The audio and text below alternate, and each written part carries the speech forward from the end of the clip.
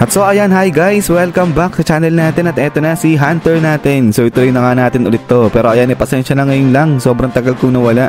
Mga 3 buwan yata akong nawala, so pasensya na. But anyways, ayan, bago tayo magsimula ay kung bago ka pa lang sa channel natin, ay huwag mo kalimutan mag-subscribe at pakipindot na rin yung notification bell para ma-update ka every time na meron tayong bagong upload. So si team song natin, doon na lang siya sa bandang dulo. So yun lang naman at ulit, ay huwag na nga natin patagalin pa. Simulan na natin yan.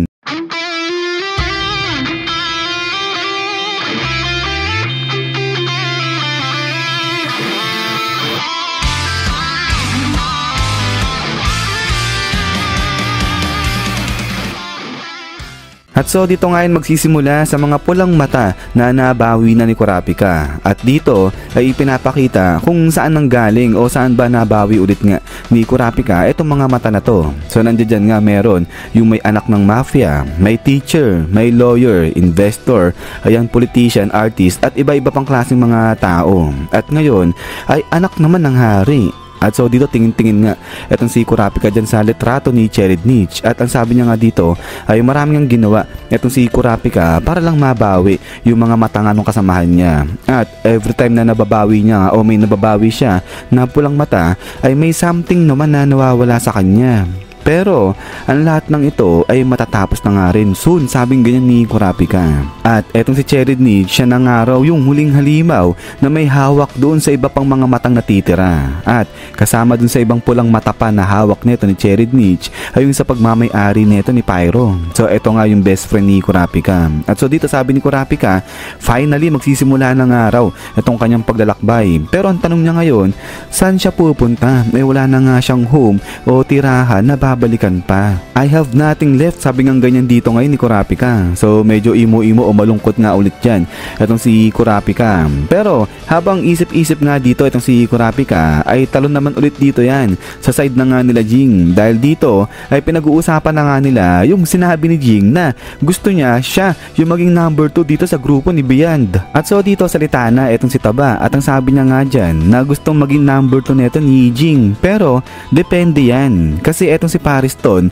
yung dinala niya dyan sa grupo ni Beyond Netero ay kaayusan at saka mga planong araw. Pero etong si Jing, yung gagawin niya, yung ibibigay niya dyan sa grupo ni Beyond Netero. At eto nga, tuloy pa neto ni Taba, kung kaguluhan o chaos lang yung daladala dyan ni Jing ay i-eliminate niya nga raw etong si Jing. At dito sa kabilang banda, etong parang robot na nga to o puppet na babae ay inon niya na nga rin itong kanyang combat mode. Pero sagot na nga dito etong si Jing. At ang sabi niya nga dyan na dodoblehin niya kung magkano man yung ibinayad sa kanila ni Beyond Netero upfront. So ibig sabihin agad-agad babayaran ka agad sila neto ni Jing. At after nga nun, yun na yun, tapos na. Everything else will stay the same, sabi niya ganyan. So ibig sabihin walang magbabago. So dito naguluhan, napatahimik itong mga kasama nga o tauhan ni Beyond Netero. At ang sabi nga nila dyan, hindi nila maintindihan itong mga pinagsasabi ni Jing, yung ibig sabihin niya. So ito sagot si Jing, sabi niya nga dyan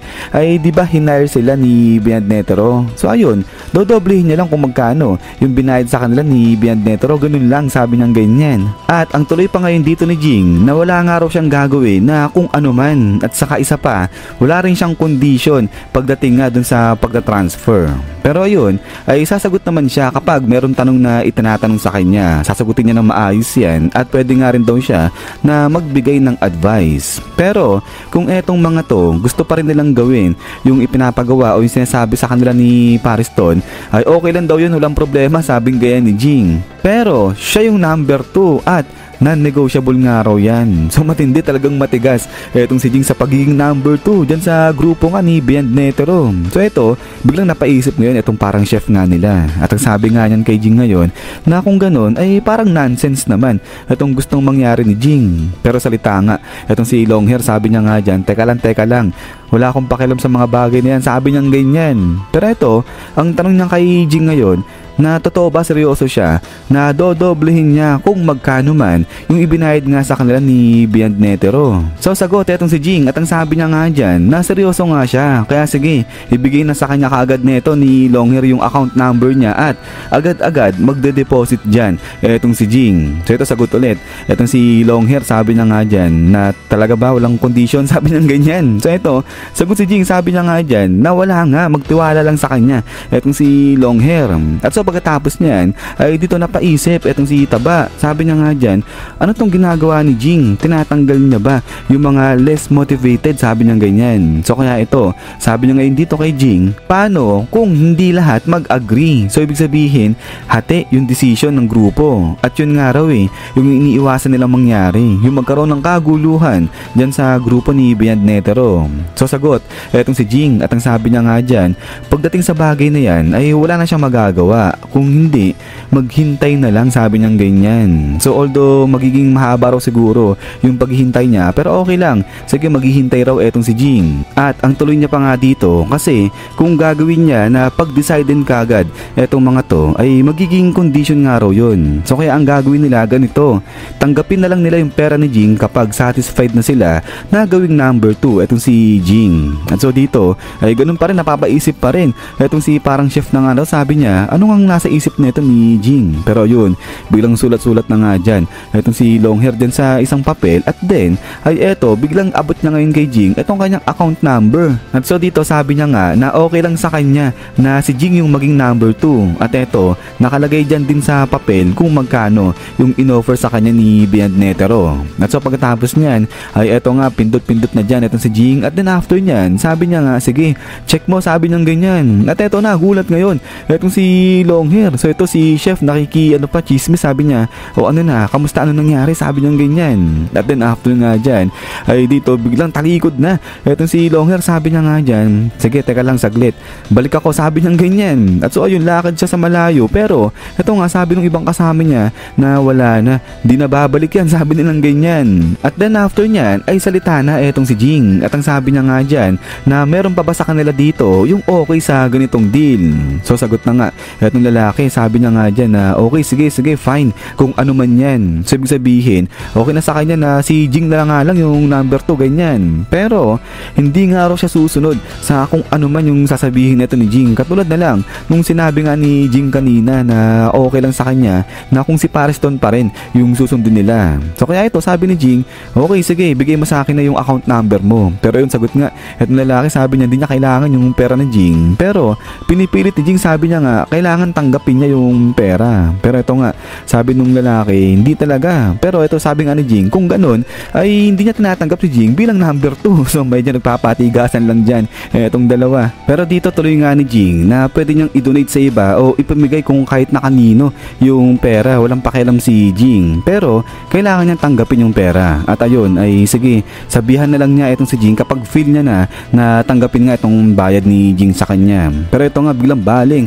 etong si Jing dyan kay Pariston, at ang sabi niya nga dyan wala naman sigurong objection, diba? Etong si Pariston, at saka isa pa hihingin niya rin daw pati yung sa account number na ito ni Pariston. Pero ito nga sabi nga ni Jing, pero kung tama yung sa pagkakakalkula niya yung sa math niya, 0 times 0 ay equals to 0 daw yan diba? Sabi niya ganyan dito kay Pariston. So ito medyo ngiti-ngiti lang ng bahagya etong si Pariston dyan, sabi niya nga dyan tama ka. So sabihin ay parang walang ibabayad o ibibigay na kahit na ano etong si Jing dyan kay Pariston. At then ay after nyan ay talo na nga dito sa side naman nila Leorio. At etong si Leorio na contact niya na rin finally ay ang si Kurapika, at dito ay nag-iingay na nga siya.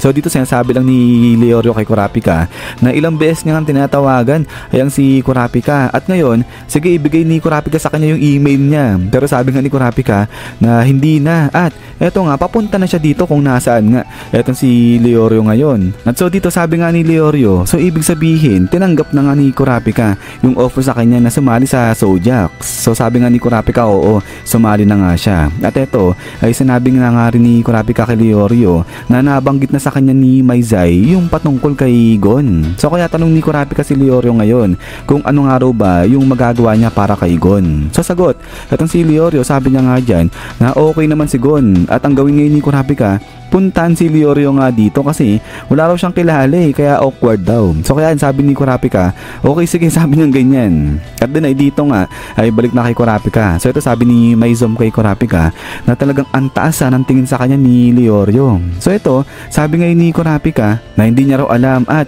hindi niya sure kung talagang makakatulong itong ability niya dyan sa paglalakbay na gagawin nila. Pero ayun, ay nagpapasalamat nga raw itong si Kurapika dyan kay Maizom kasi nga sa pagsasabi sa kanya about dun sa prinsipe. So kaya naman ay gagawin nga raw ni Kurapika lahat ng makakaya niya para makatulong. Pero ang sabi nga dito ni Maizom kay Kurapika na alam niya at pwede nga na i-prioritize pa rin ni Kurapika kung ano man yung pakay niya dyan. At eto nga kasi yung pagdidil dito o yung paghuli ba dyan kay Cheridnich yung pagbawi sa mga pulang mata nung kasamahan niya. Pero gawin nga lang daw yan ni Kurapika in a discreet way kasi itong matter na nga na to ay medyo delicate nga raw yan kasi may kinalaman yan sa historical event at saka isa pa itong si Cheridnich anak ng hari at may kung anong dark shadow nga raw yung nakapaligid dito kay Cheridnich. So alam ni Maizom na pointless daw sabihin kay Kurapika pero wag daw masyado na mag-involve o ma-involve itong si Kurapika dyan kay Cheridnich at kung pwede